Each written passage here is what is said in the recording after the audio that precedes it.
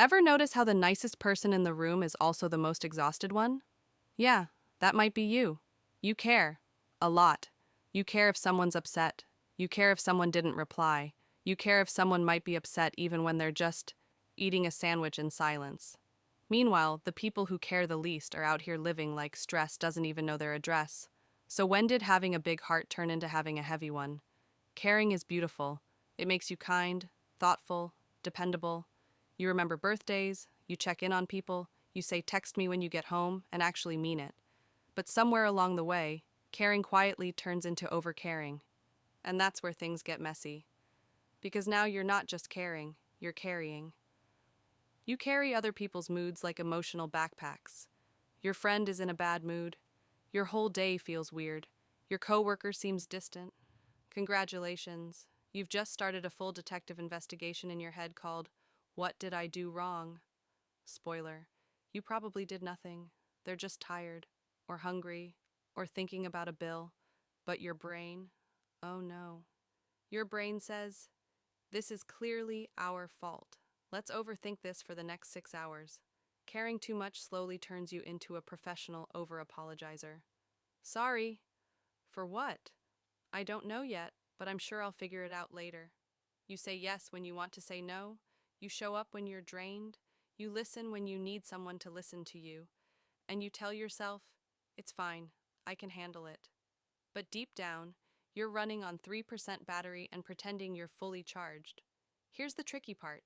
The world rewards people like you. You're called sweet, reliable, such a good person. Nobody hands out awards for having boundaries. No one says, wow, she really didn't overextend herself today. Incredible.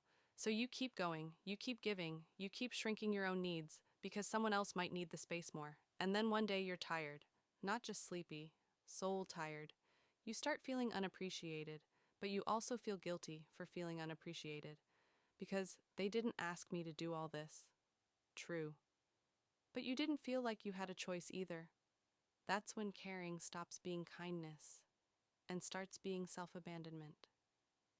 Caring too much becomes your weakness when you care about others more than you care about yourself. Imagine watering everyone else's plants while yours is sitting in the corner looking like a crunchy museum exhibit. You can't pour from an empty cup, and if you try, you just end up pouring air, which is not helpful, unless someone specifically asked for a glass of nothing. Healthy caring sounds different.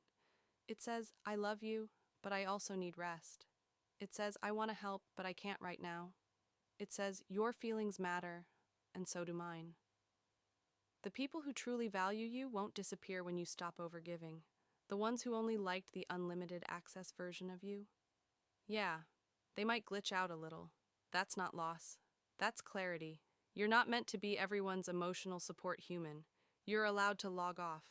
You're allowed to not fix everything. You're allowed to let someone be mildly disappointed without treating it like a global crisis. Caring is a strength. It's one of your best qualities, but only when it includes you too. Because the goal isn't to care less, it's to care smarter. And maybe, just maybe, save some of that beautiful, exhausting, big-hearted energy for the one person who's been running on empty.